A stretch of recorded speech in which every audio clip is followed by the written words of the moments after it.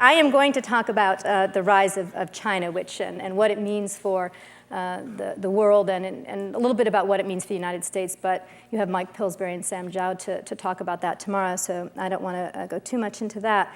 But clearly, the rise of China and its implications, is one of the great questions of sort of the latter part of the 20th century and the first half of the 21st century.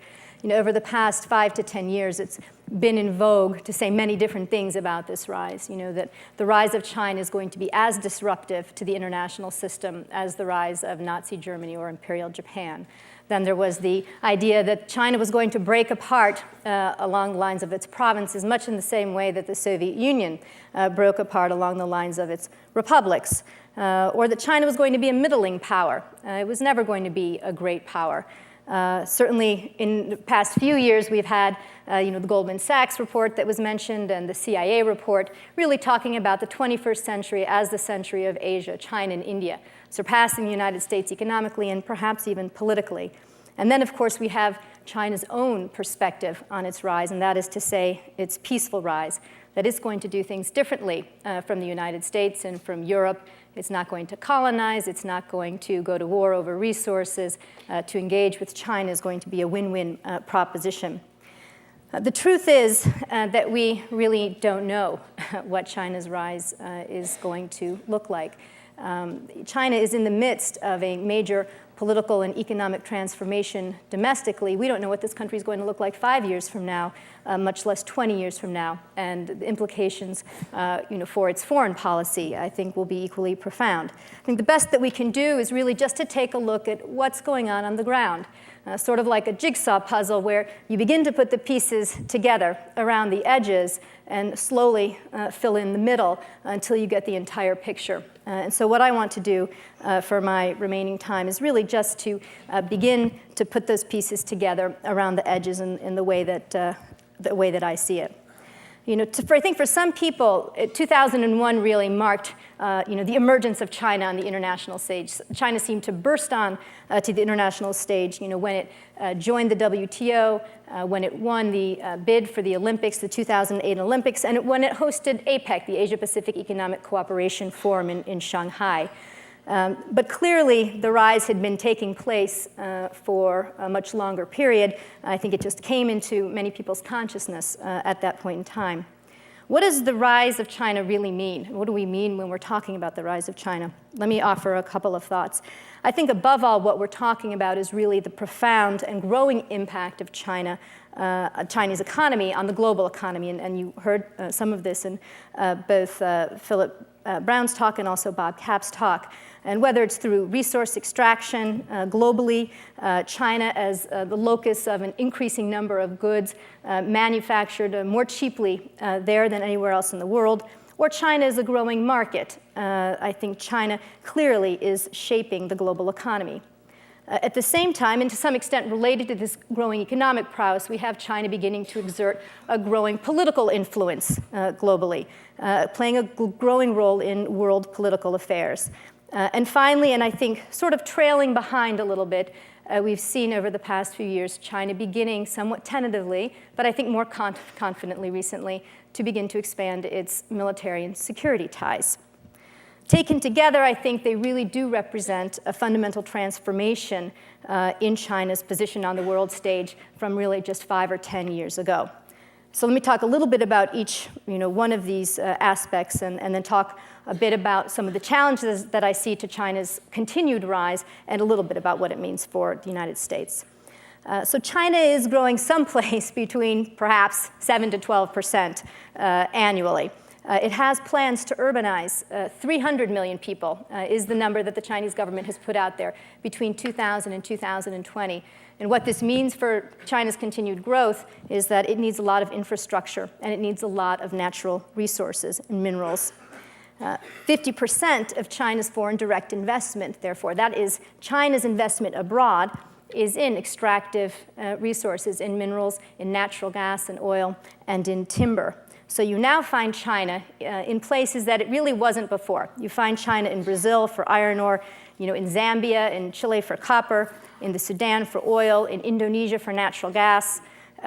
So China is seeking these natural resources and bringing its resources to bear throughout much of the developing world, and at the same time serving as an engine of growth for many of these economies. China, as we know, is also the manufacturing center of the world, from televisions to textiles, and it is a growing market for finished goods. Refrigerators, cell phones, televisions, China is the largest market in the world.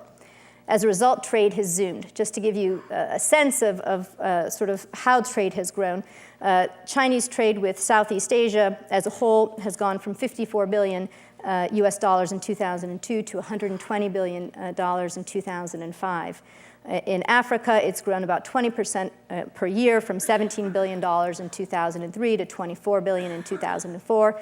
And in Latin America, from $3 billion in 1999 to $27 billion in 2004.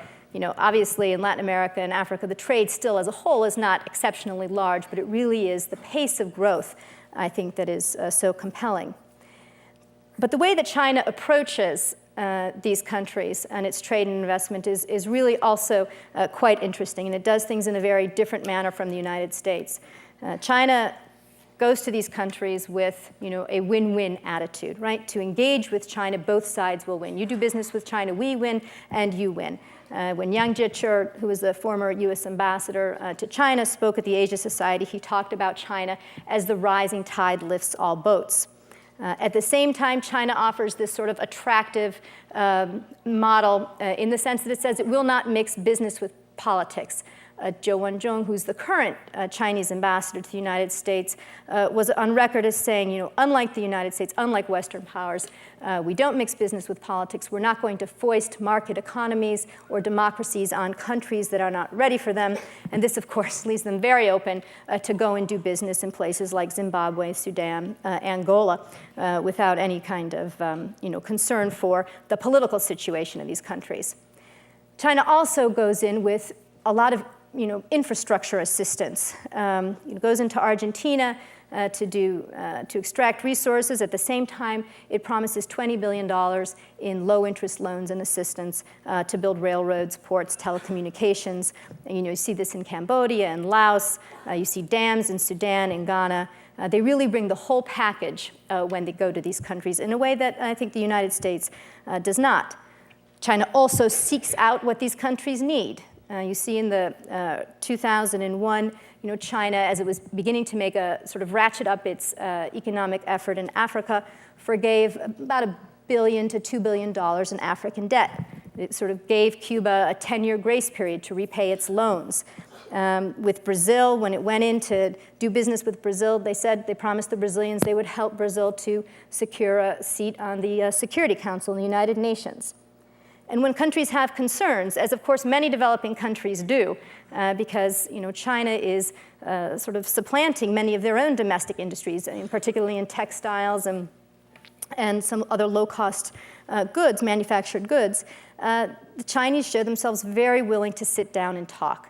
For example, when President Fox of Mexico was so concerned about the impact of Chinese textiles and arts and crafts goods, Premier Wen Jiabao said, let's form a joint working group to figure out how we can have a win-win solution to this.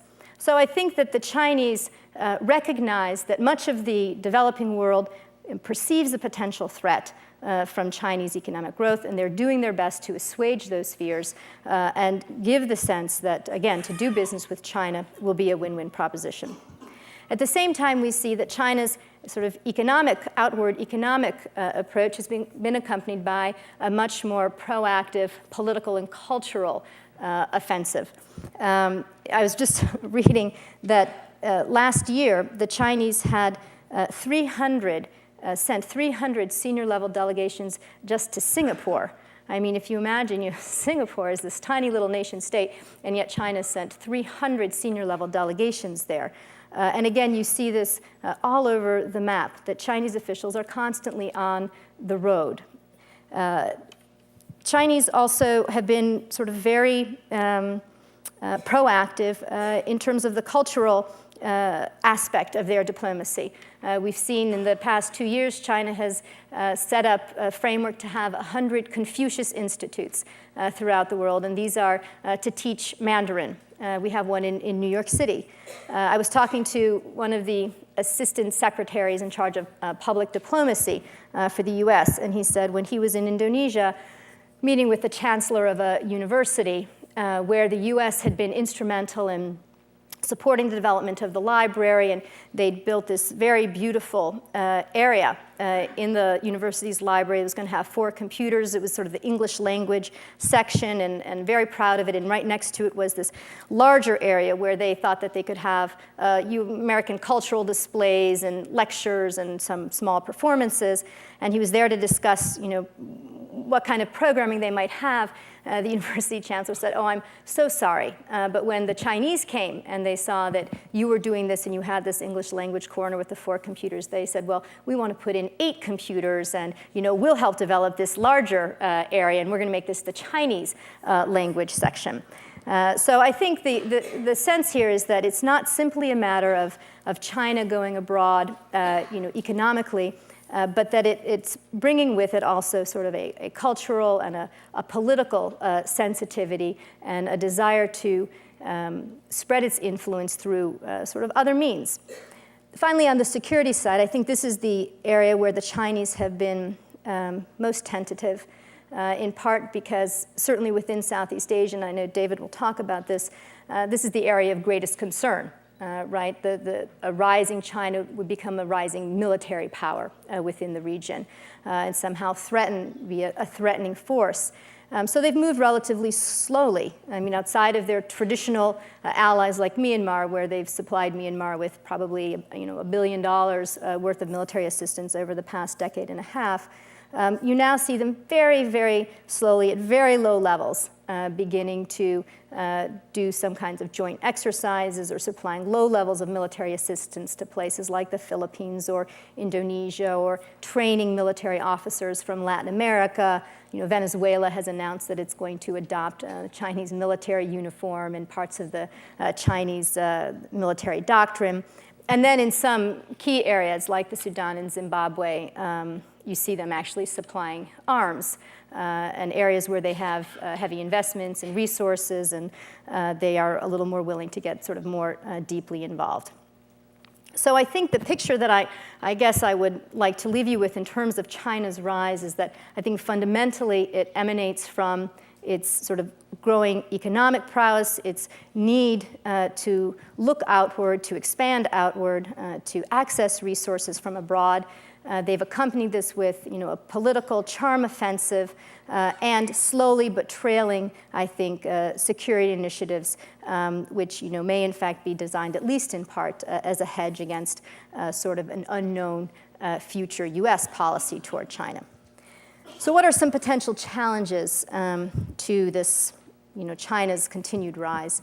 I think there are several, actually, and some of this I take from a conference that I recently attended with Sam Zhao in Africa, in South Africa, back in October. It was a conference on China and Africa.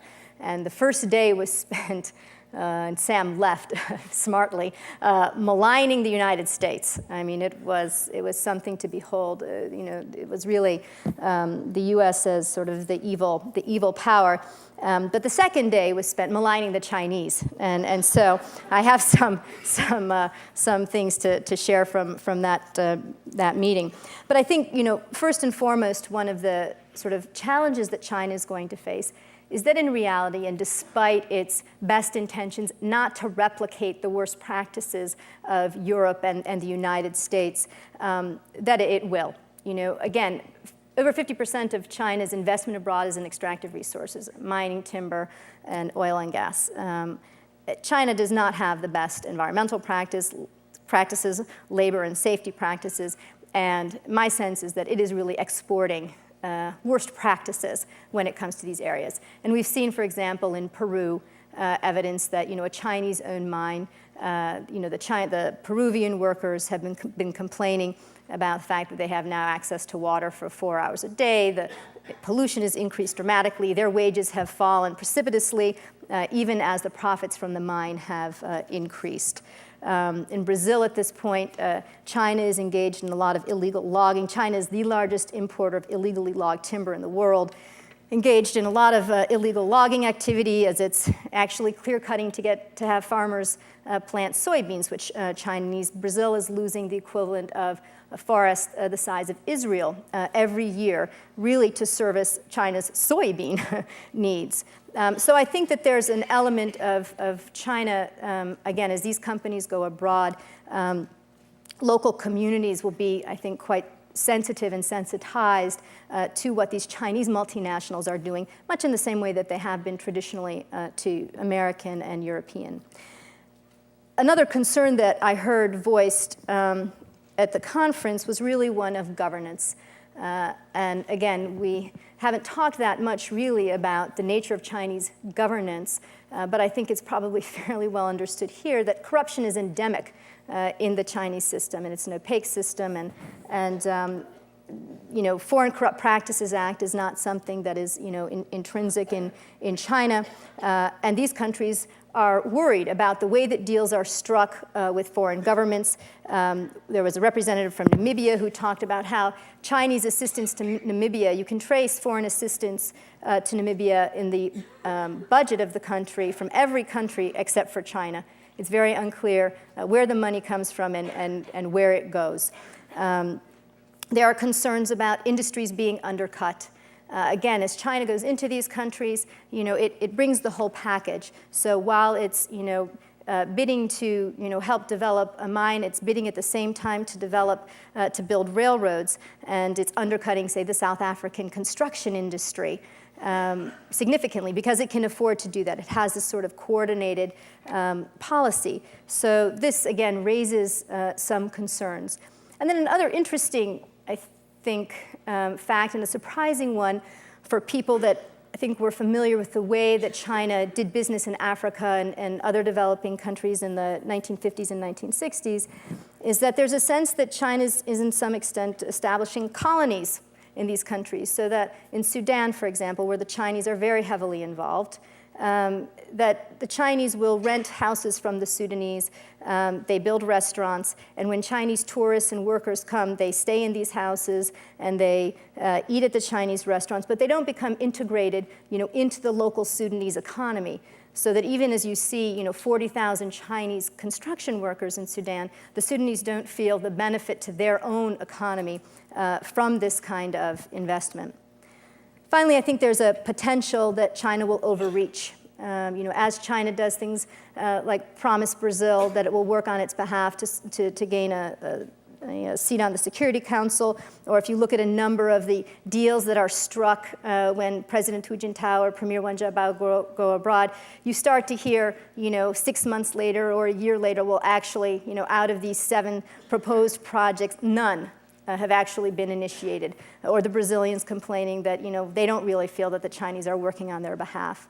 So I think there's the possibility that going out there, you get a lot of splash initially, a lot of hype, a lot of media attention for what China is doing, but you have to follow the trail afterward to see what's the reality on the ground of what's emerging.